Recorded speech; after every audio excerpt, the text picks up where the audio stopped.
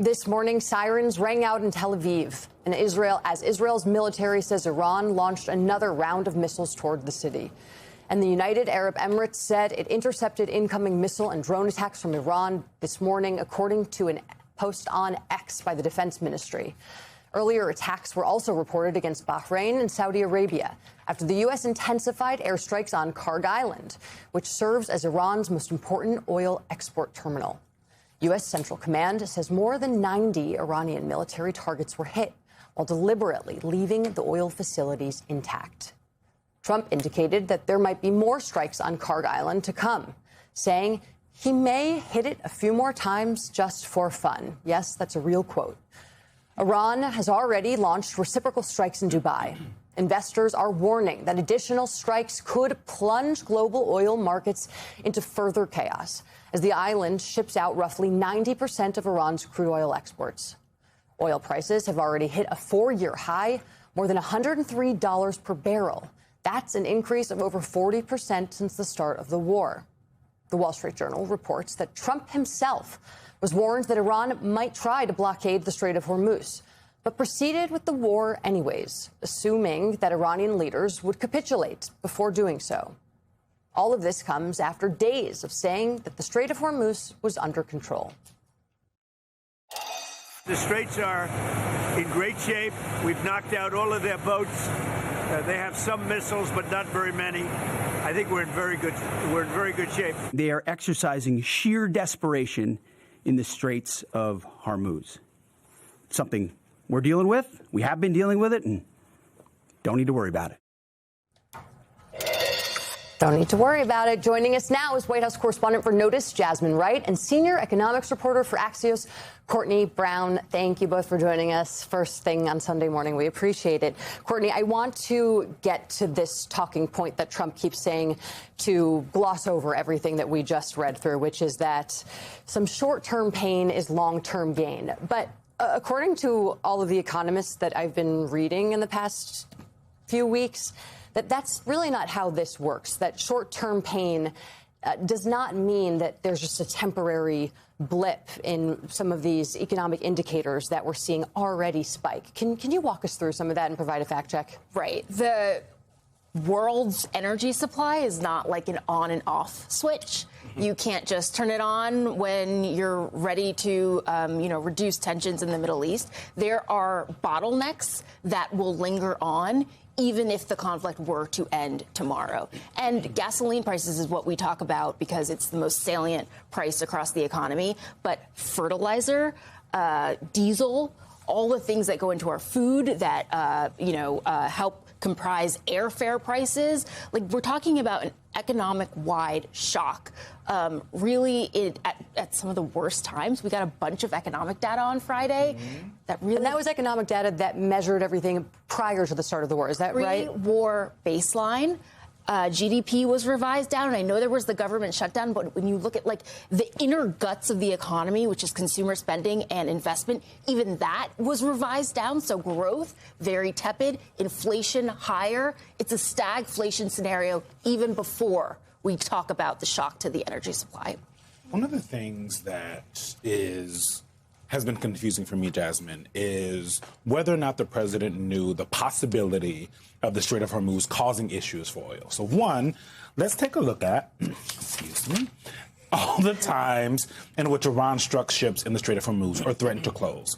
So this is in 1980, the Iran-Iraq oil tanker wars, 2008, Iran-U.S. naval dispute, 2011 to 2012 Strait of Hormuz dispute, 2018 after Trump left Iran nuclear deal, 2019 attacks on oil tankers, 2025 post-Operation Midnight Hammer.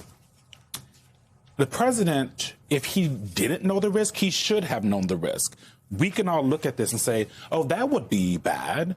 So is there anyone in the White House that raised their hand other than General Kane and said this could be bad for the economy and so then bad for you politically? I mean, let's be clear. The Pentagon has a plan for every situation known to man. They have multiple plans, but it is the commander-in-chief. It is the Pentagon chief. It is folks like that are appointed that actually decide which plan to put in place and then move forward with that. And so, of course, the president was briefed on the fact that this could happen, that this could be something. The Washington Journal reported that he was briefed and decided that it wouldn't be that big of a deal, that he didn't think that Iran would go through with actually closing the strait. Obviously, we know that has not come to fruition because they have all but closed the strait.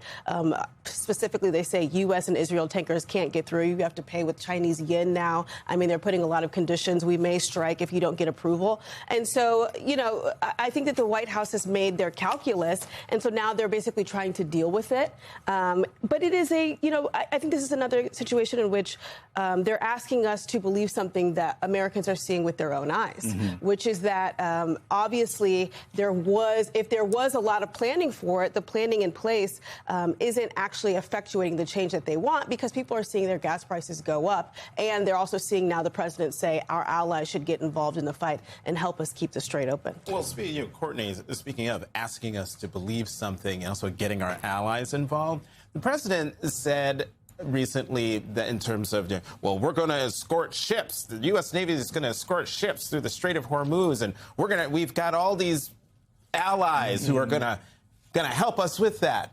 I have yet to hear any ally say that they're going to do any such thing. Have you heard anything from Japan, France, the UK, maybe even China saying, we're gonna escort ships? The opposite. I think they're kind of like in emergency mode. We saw the EU meet this week, I believe, and say, okay, our energy supply is going to be impacted by this conflict. And so we need to get together and figure out a plan to release more oil into the market. We need to do something about this. It's less about how do we help and more about how are we going to offset the impact to our own economy from this war. I want to follow up real quickly, because our friend and colleague Ayman Mohyeldin had an interview with the Iranian foreign minister.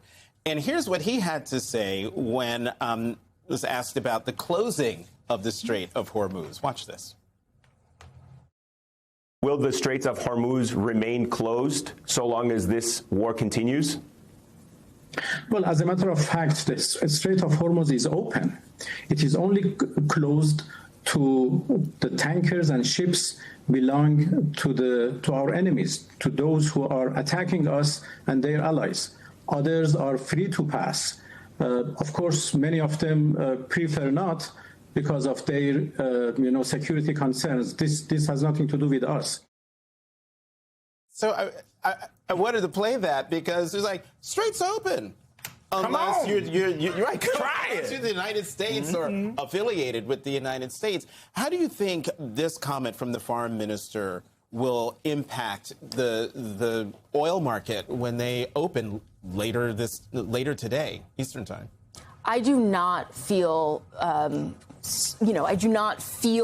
really do feel for, rather, energy traders, because they were really put through it this week. When I think about the Energy Secretary Chris Wright's post on social media that sent energy markets, swinging wildly because he had mistakenly said that, things were getting escorted through the strait. I think it's going to be a wild ride. Energy markets are supposed to be boring, by the way. Yeah. The fact that we're sitting here on a Sunday morning talking about energy markets, energy futures, something is wrong, right? It's not supposed to have these big, ginormous swings. It's a volatile backdrop that the economy just really doesn't need right now. So, Jasmine, do you know how close the White House is to actually being able to accomplish what Chris Wright mistakenly said that they're going to do, which is accompany ships along the Strait of Hormuz? I mean, are there any conversations happening that indicate that this is something that the U.S. military in this moment actually has the capability of being able to execute? Well, the conversations are ongoing. I know the military said that they probably wouldn't be able to actually do it until later on this week. The president said last night in that interview with Kristen Welker that he didn't believe it was necessary as of yet. And so I think that that's still a question mark. Fundamentally, though, the White House believes that the president will make the decision to stop this war when he feels it. And that in his bones. In his bones. But that that is also going to be in addition to what the military says. If the military says that they have achieved all those objectives that they have now refined after a week, including taking away their missile capabilities and the like, then the president will make that decision. But they don't see that happening in the next week or 2 weeks. I mean, they're not putting a timeline on it, but they're basically saying that even though outside allies of the president are telling him to pull this back, that it's becoming a political issue for you, that the president is steadfast in wanting to make sure that this ends in a victory the way that he deems it so. And that could mean that this goes on for a couple more weeks. I think that's really important. And folks have said on this show and others around the network, when you are in war, everybody gets a vote on how it ends and what the actual impacts are. So Iran will get a vote in that. Russia, who is assisting, according to reports, Iran in certain ways. Before we go to the break, guys, I want to read the 6 airmen who were killed in the Iraq refueling plane crash. These names were released from the Pentagon just last night. If we can throw that up there. We have Major John A. Klinner, 33 years old, Captain Ariana G. Savino, 31, Technical Sergeant Ashley B. Pruitt, 34, Captain Seth R. Koval, 38, Captain Curtis J. Angst, 30, Technical Sergeant Tyler H. Simmons, 28. So far, at least 13 Americans that we know of have died due to the war with Iran. And it is really important for us to remember this because the president of the United States has still not given a lot of explanation about why we're doing this, how we're doing this. There's a lot of confusion. And as a military brat myself, I understand the people that go and fight in these wars, they do so willingly, but they also deserve an answer. And most importantly, especially their families left behind deserve an answer of why they lost their lives. New reaction today after heartbreaking pleas for help from an ICE facility in Texas, with one family inside ICE's Dilley Detention Center sharing what lawyers call new and disturbing details of the conditions they've been facing for over 9 months. This place is both mentally and physically devastating for all human beings, but especially for children. We are not alone. Hundreds of people here can speak to the truth of what happens inside these walls. We are asking for just one thing, our freedom. Set us free so we can finally go home, and don't let our lives vanish in this limbo. Texas Tribune investigative reporter Leomi Creel is joining me right now. And Leomi, you broke the story of the El Gamal family. So tell us about the mother and her 5 kids, the youngest of whom are a set of 5-year-old twins. What are you hearing from this family? Yeah, so the El Gamal family is from Egypt. The mother said that she met her husband there in an arranged marriage, didn't know him at all, and they quickly had 5 children, came to the U.S. on a tourist visa and overstayed. But in that period that they were still lawful here, applied for asylum. Then last June, the father was arrested and charged with more than 100 charges related to a really devastating incident in which he attacked mostly Jewish protesters outside in Colorado, killing an 81-year-old woman and wounding more than 24 protesters. So he was detained and is facing, like I said, federal charges in this, what authorities say is a terrorism-related attack. But the family said that they have had, they had no knowledge of that attack. The youngest kids, as you mentioned, were actually 4 when they were detained. And they said, they barely knew their father. He was working as a food delivery driver and was only home maybe once or twice a week. So they argue that, they had no knowledge of the crime and that they're being detained now, for more than 9 months, purely for their relation to their father. But to what end? I mean, for how long are they supposed to be detained? Where are they supposed to be going? Well, so immigration judges have argued that they should be released. They actually have a pretty big community in Colorado Springs that have said that they would, help take in this family, raise more than $100,000 for them, and kind of petitioned in their support. The oldest daughter, who's 18, was recognized by the city's paper for being among the best and brightest students in the state. That was shortly before she was detained last June. The Trump administration is arguing and continues to argue that they may have some involvement in the attack, even as the whole family maintains, including like I said, the 5-year-old twins, that they had no knowledge of it. And in fact, they haven't even spoken to their father since this occurred. So, Louemi, what are the prospects for release? Well, like I said, immigration judges have ruled that they should be released. They are not accused actually of any crimes, right? Rather than just this is a civil deportation proceeding here. But the administration continues to appeal it. So I think, that's why these children in some of these really heartbreaking letters that your viewers saw, are appealing to Congress for help and to the public, because immigration law is under the courts, but it can be appealed by the Trump administration, which is what they're doing in this case. Yeah, quite a story. We're going to keep following it. Louemi Creel, thank you so much from the Texas Tribune. We begin tonight with the U.S. and Israel's ongoing war with Iran, now entering its third week, and at this moment showing no end in sight. As of today, the death toll stands at more than 2,000, including at least 13 U.S. service members and hundreds of children across the region. This morning, U.S. Central Command confirmed they also struck more than 90 Iranian military targets on the island of Kharg. Officials, however, say the strikes did preserve Iran's oil infrastructure there. This comes after President Trump said the U.S., quote, totally obliterated every military target in Kharg Island, Iran's critical hub for oil exports. I spoke with the Iranian foreign minister earlier today in an exclusive interview that we're going to air in its entirety later on in the show. I did ask him, though, what Iran's response would be to these strikes on this island. Take a listen to what he said.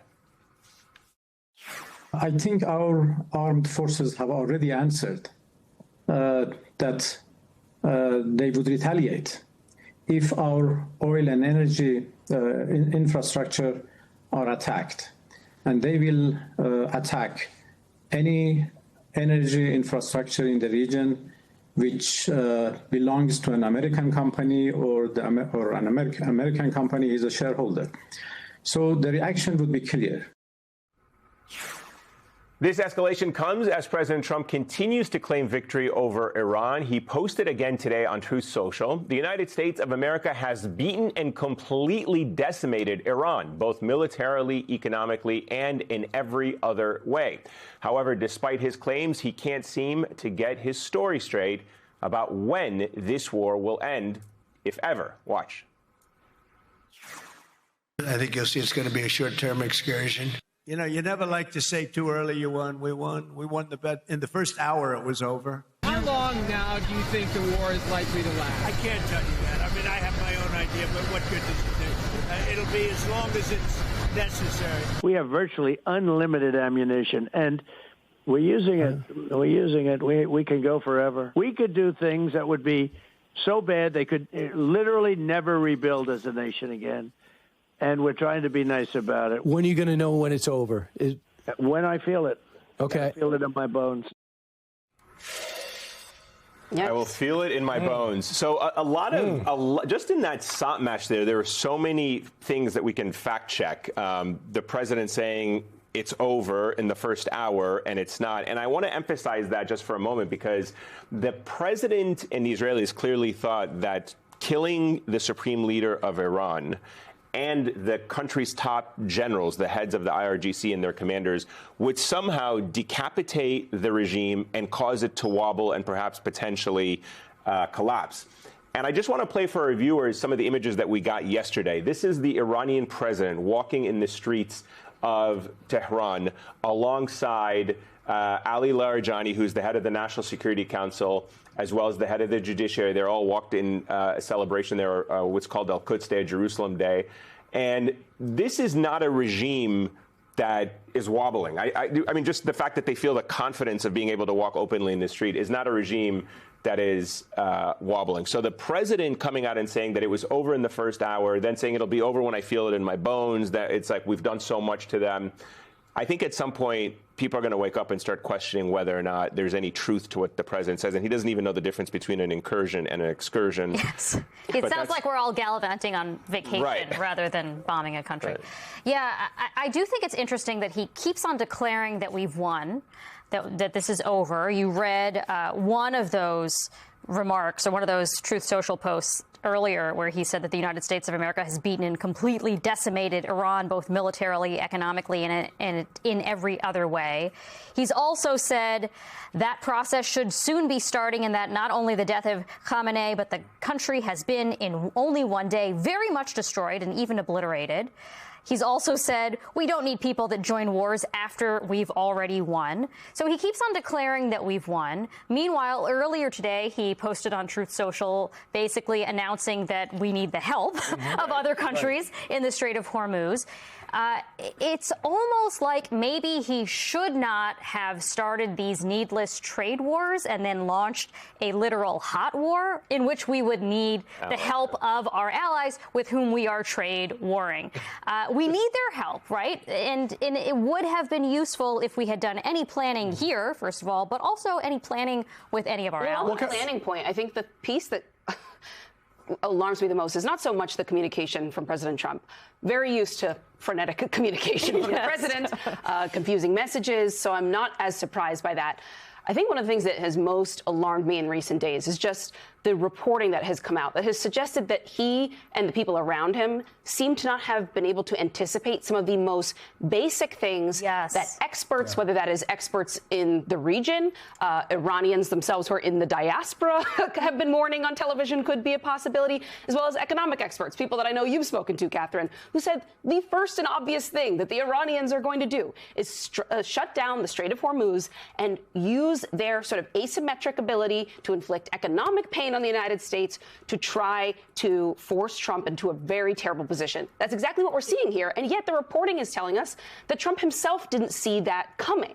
The other piece of this that I've found really disturbing in the messaging around the war recently, and Eamon, I really want your thoughts on this in particular, is some of the language and the description of their opponent. Sort of the way they seem to create this image of the Iranians and all of their sort of proxies or allies, the sort of imagery that they conjure up. And I think that it takes a certain amount of arrogance, and I'm also going to say it, a bit of racism, to constantly talk about people like they are savages. That is a word that we have heard Hegseth use.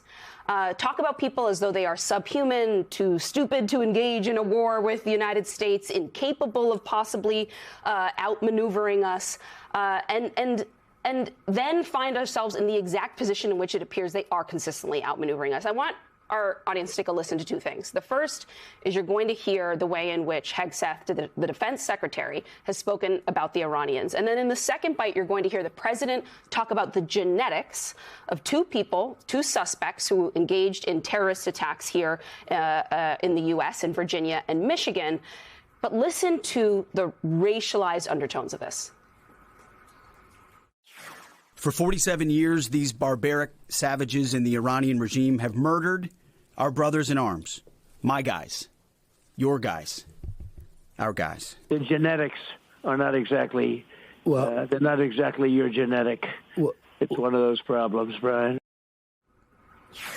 Even Kilmeade there looks uncomfortable with that sort of casual eugenic talk there. And to be very clear, the suspects accused in these attacks deserve condemnation, to be brought to justice. But the problem with the aftershocks and effects of this war and rising violence and terrorism domestically here has nothing to do with people's ethnicity, their genetics, how they pray, and what communities they come from. And certainly, I would like to see this administration also reflect on their role in the risks here domestically, since they keep firing people from the FBI who would be experts in helping us stave off some of those attacks. But there's just this consistent language right now coming out from this administration that I think is not only just like morally abhorrent, but actually seems to be a part of the misfiring, misunderstanding, and lack of strategy around handling this war, because they seem to talk about our opponents who come from a civilization far older than the United States itself, as though they have no idea how to make a next move. I think both of those points that you just made, both your point, Antonia, as well as Catherine's, they sort of come together to really paint a picture of an administration that is disconnected. Like, Catherine, you were talking about the fact that on a certain level, the messaging sounds like they're enjoying a vacation while everyone else is at war. And Antonia, you're talking about this notion of a ragtag bunch of soldiers fighting a war with sticks and stones, if you were to listen to Pete Hegseth. But the interesting thing that I found about this is that that's the language that's coming out of the White House and out of the Department of War. That is not the language that is coming from the people who are actually making the decisions around sending our missiles and how to engage the country on a real level. Like, let's take a look at what General Dan Kane had to say about the Iranian soldiers, because I felt like this really told a very interesting story. Are they more formidable than you anticipated, General? I mean, I think they're fighting, and I respect that. The idea that he has already said that he respects that is 10 times as much as we've gotten from either Hegseth or President Trump. And I think that it's not necessarily about championing our enemies necessarily, but it's understanding that there is a gravity, there's a seriousness with which we should be approaching this conversation that has completely eluded the administration at the highest of levels. And I think that degree of unseriousness contributes to the disconnection, Catherine, that you were talking about, where it seems like we're in one reality watching this unfold, asking where are we going? What are we supposed to be doing? When is it going to be over? And Hegseth and the president seem to be playing Call of Duty. Well, yeah, it's like, even if you regard the Iranian people as your enemy, which I don't think we should, the leadership has been quite bad, at least know your enemy, right? Yeah. Know your enemy, sure. and we can't even manage that much. And also know your friends. And part of the reason, this is so frustrating to your point, and I've spent the better part of this week talking to officials in the Gulf, these are our allies. These are countries we trade with. This is the lifeline to the global energy market. This is also a growing financial hub for, crossroads of East and West and North and South. And they feel totally abandoned in this moment. Why? Because the U.S. never gave them a heads up that we're about to embark on a war that is going to draw you into this war directly, where we have millions of people living, and they are now fending for themselves without any heads up that this could have possibly been a scenario that they should be prepared for. We didn't even give them the 0 hour as to when the attack was going to happen. Put aside operational security, the least you could do is tell your fellow allies, get your hospitals ready, make sure everybody's ready to go. We don't know if this is going to happen, but we need you to be prepared. And they didn't even get that courtesy from this American president. And so I feel right now, in the conversations I've had with many leaders across the Gulf, is that the U.S. is not offering an end game, and they didn't even give them a pregame to how this may play out, and that's why we are where we are right now. So, meanwhile, what we know from the Iranians is that they have been preparing for what, Eamon, 4 decades, more than 4 decades, for this possibility? 1979, they have been preparing for a potential direct confrontation with America, and Donald Trump, as Congresswoman Sarah Jacobs told us, was the only one stupid enough to do it. Chaotic messaging out of the Trump administration. We have a nation at war now in its 3rd week. People are concerned about their economic well-being. Gasoline prices continue to rise by the day. But we have a president whose priorities seem to be pushing through a restrictive voting bill before this year's election, posting last week that he will not sign any other bills into law until the Save America Act is passed. This is a bill that critics claim will disenfranchise millions of eligible Americans from registering to vote. And when this administration does talk about the war, or little excursion, as Trump likes to call it, what is presented is beneath the dignity of any White House, like portraying the grave acts of the military as nothing more than a kid's video game. And in another stunning example, President Trump is fundraising off the war. Trump's Political Action Committee sent out a fundraising email featuring a photo from last Saturday's dignified transfer honoring 6 fallen U.S. service members, promising donors, quote, private national security briefings by the president himself. The White House and Pentagon did not respond to MS Now on what those briefings would entail. Joining us now, David Drucker, senior writer at The Dispatch and MS Now contributor, and Adam Serwer, staff writer at The Atlantic. Adam, David, welcome back to the weekend. Adam, since you're not at the table, I'm going to start with you and just ask you, considering the president's penchant for sharing classified information in public settings, and I'm thinking of that time when he shared news of launching missile strikes on Syria while publicly dining with the Chinese president on his patio at Mar-a-Lago. Should we give President Trump the benefit of the doubt that he won't actually share private national security, classified national security information with those donors as he's promised?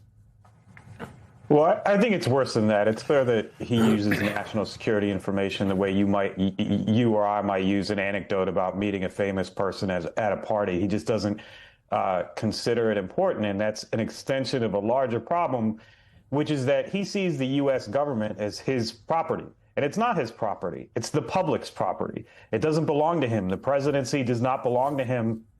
The federal government is not an extension of the Trump Corporation. It is something he is administering, not something he owns. And treating, all the assets of the federal government as though they were assets of the Trump Organization is impeachable behavior. It's the kind of thing that's not supposed to happen. But unfortunately, there have been no consequences for all of Trump's actions thus far, which is why he feels like he can get away with brazen behavior like trying to fundraising off the corpses of dead American service members. David, there is the meme videos that the administration has put out, basically pretending as if this war where Americans are actually dying is some video game, some fun video game that a teenager is playing. There's this fundraising where the president of the United States is using a picture of the dignified transfer where he's wearing a hat, I will add, in that fundraising. Is there a line for this administration? Like, what is the line? Has there ever been a line for this administration? And if there's not a line, why aren't why are Republicans doing anything about it? I know. Listen, I wrote about this last week for the Dispatch. Yeah. Both the fundraising email appeals and the meme videos. They started happening within a few days of the war. And presidents have always, when we've been at war, the presidents that have ordered us to war have always tried to make a political case for that war, including to try and win re-election, try and pressure, Congress for funding if necessary. And so the idea that you would incorporate a war into your sales pitch, for lack of a better word, is not new. What is new are email fundraising appeals, at least they appear new, because they're so, they seem so trite. Yeah. Right? I mean, some of these email appeals have tried to gain advantage over Democrats. Some of them have tried to actually push back against some of the Republican criticism of the president's decision to go to war. And it just strikes a lot of people as off-putting. The meme videos in particular, because you could say, well, it's the president's political operation. That's what political operations do. These meme videos are coming directly from the White House with the White House stamp, so to speak. And so I don't think you're going to see pushback from Republicans, because I just think they look at it as part and parcel of the way the president communicates. And most of them are on board with the policy, at least for now. But it is something somewhat unusual, even though, I was talking to an academic about this, and they pointed to presidents going all the way back to Woodrow Wilson and during World War I, looking for unusual ways to communicate, or novel and innovative ways to communicate and sell a war policy. So the concept is not new. I think what is new and what is very troubling for a lot of people that I've spoken to, not on the Republican side, but just people in general, is that these sorts of things seem sophomorish. And they don't seem to they don't fit with the gravity of being at war. And I think that's what's different. Mm-hmm. Yeah, it is just sort of postmodern propaganda, but it also indicates that the White House potentially doesn't think that highly of the people that they're trying to message and speak to, right? And I think, actually, Adam, it's a perfect segue to what you just wrote in The Atlantic, in a very beautifully written piece called Gullible, Cynical America. You write, the spread of anti-vax conspiracies is just another example of the gullicism that defines our age. The cynicism is highly selective. Gullicists see everyone's hidden motives except when they don't. They're able to reject any claim rooted in actual evidence, whether in science, politics, or history, while embracing the most breathtakingly absurd assertions on the same topics. Indeed, documentation is often taken as further evidence of conspiracy, while assertion that this or that will detoxify your blood or that COVID deaths were exaggerated is taken as gospel. This rejection of empiricism makes selling falsehoods easier and contradicting them harder, which creates a fertile environment for anyone with something to sell, whether shady businesses or authoritarian governments. Adam, does this argument apply to war? I mean, I think it does apply to war, because the idea is that if you assume that everyone is corrupt, everyone is on the take, that relieves you of the cognitive burden of distinguishing when this is actually happening. So if you say, oh, well, all presidents act like this or all politicians are corrupt, then, it prevents you from understanding the depth or seriousness of a particular kind of corruption. So, for example, if you say, all presidents do try to make the case for whatever military action they are engaging in. But to say that, if you just say that without distinguishing between what is different about what Trump is doing with this sort of, bizarre internet strategy of reducing war to sort of comic memes, for the lulz online, that is absolutely new. It's absolutely new for presidents to make personal profits off of the U.S. government and just pocket that kind of money. Previous presidents did not do that. I think the important thing here is not to get so cynical. It's important to be, skeptical. It's important to take empiricism seriously, but it's important not to be so cynical that you essentially can't tell the difference between a scam and reality.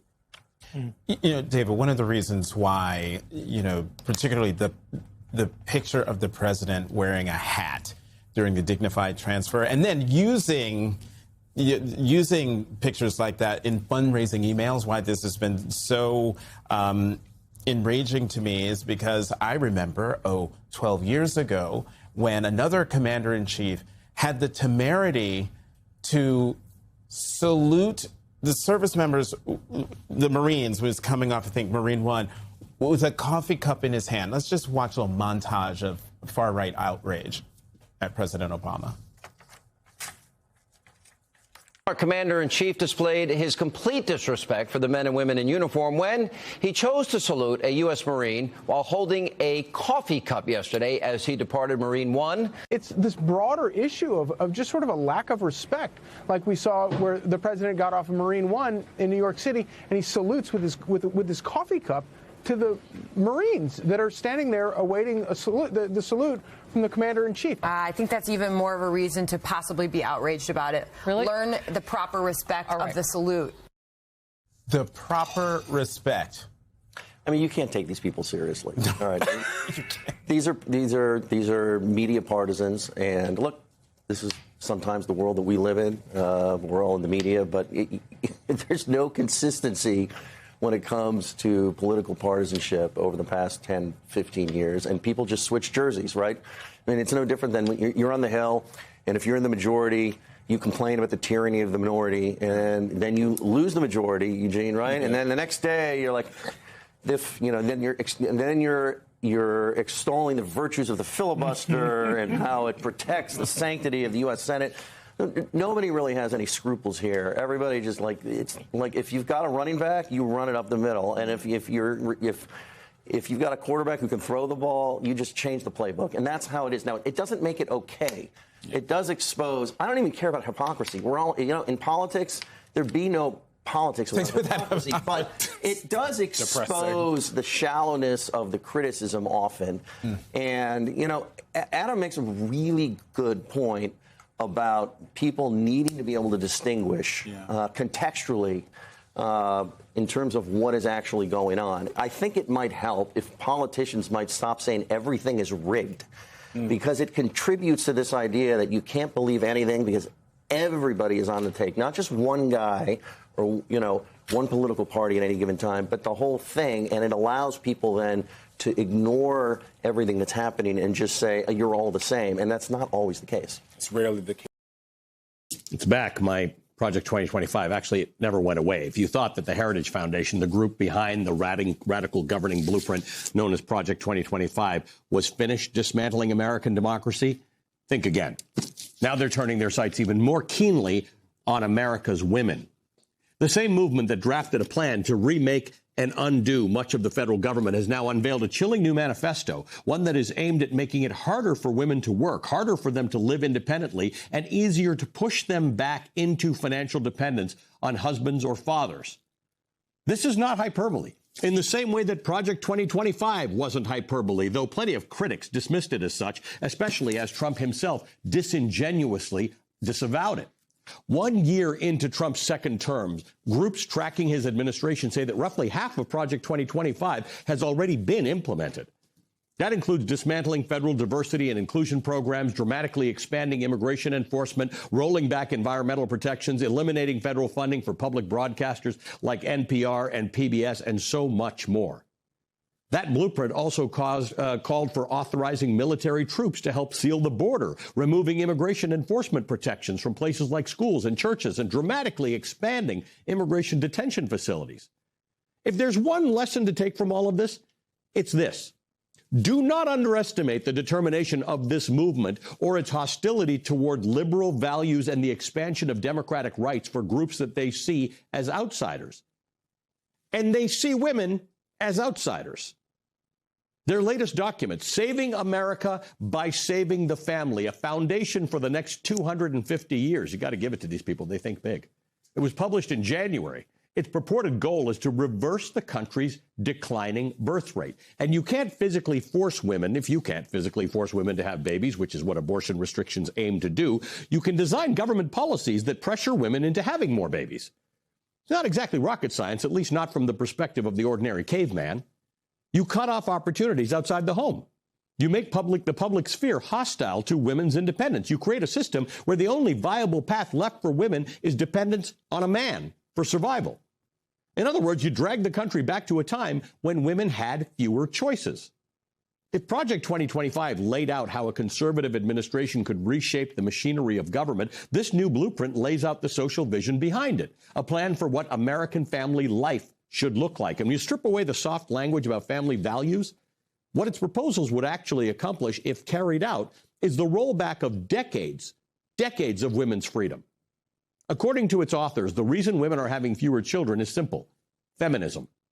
The Heritage Foundation blames the feminist movement for encouraging women to rethink their relationship to men, marriage, children, and family. According to the document, quote, those two forces, big government liberalism and second-wave feminism, combined to radically change how men and women thought about their roles in the home, end quote. In other words, women today have too many choices. Your daughters and granddaughters can dream too big in America and, God forbid, pursue opportunities outside the home. From the perspective of the new right, those freedoms aren't progress. They are, in fact, the problem. So the solution the right proposes is to make those choices harder for women, much, much harder. Quote, the state and federal governments should recognize the natural differences between men and women. They should also preserve this distinction between the sexes in law. Preserve this distinction between the sexes in law.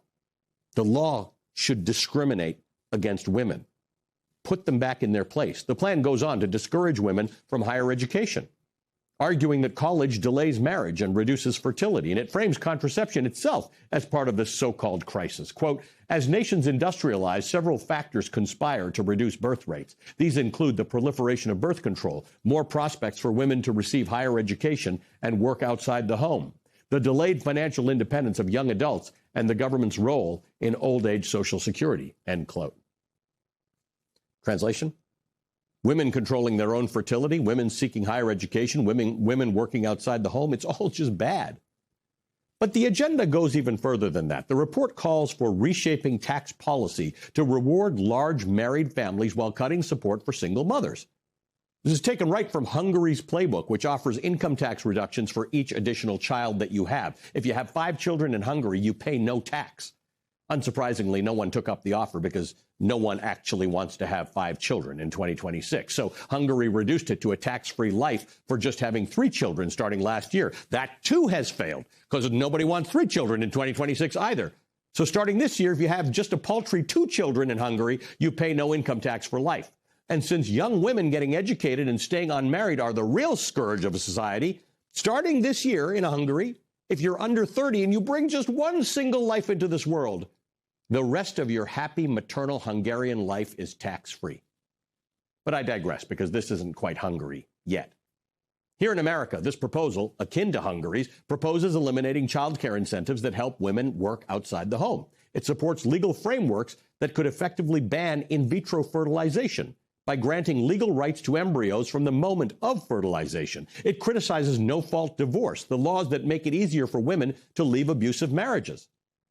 Taken together, the America they envision looks very different from the one most Americans live in today, a society organized around a rigid patriarchal structure, men as providers, women as dependents, and very few ways out. Consider this line from the report, which attempts to explain the country's declining birth rate. Quote, today's adults may favor autonomy and personal development over raising children more than earlier generations did.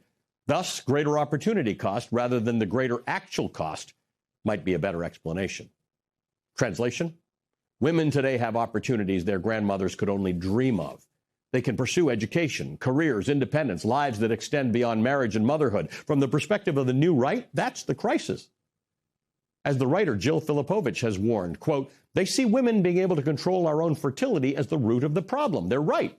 Women being able to control our own fertility is one of the most powerful tools women have for independence. Women who cannot control their own fertility are under greater patriarchal control. The right has already succeeded in stripping the right to abortion from American women. It was never about saving babies. It was entirely about forcing women back into submission. Trust that when they identify contraception as a tool that shoulders a large share of the blame for the present malady, they are telling you that they are coming for contraception next. Historically speaking, we've seen versions of this before.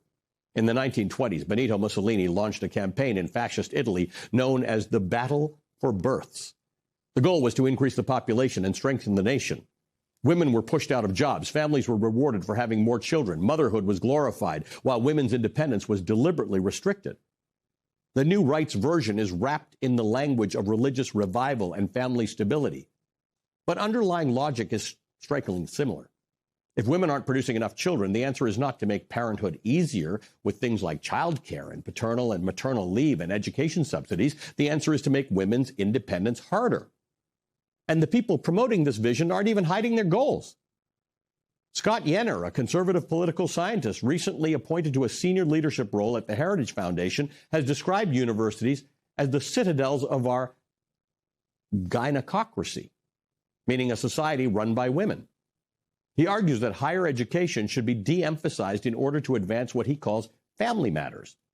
In a 2021 speech at the National Conservatism Conference, he went even further, suggesting that women should be pushed out of large parts of the workforce.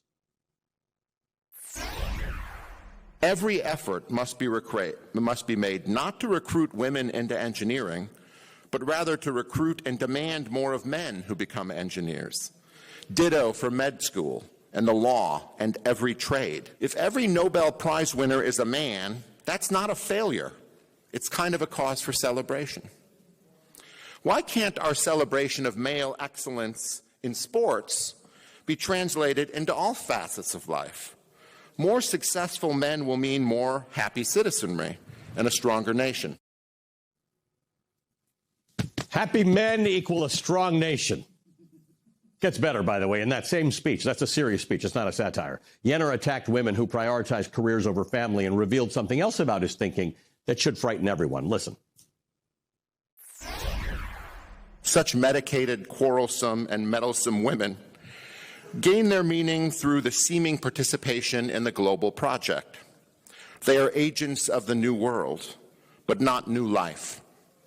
Such women are now the backbone of every left-wing cosmopolitan party in the Western world, from the Greens in Germany to the Democratic Party in America.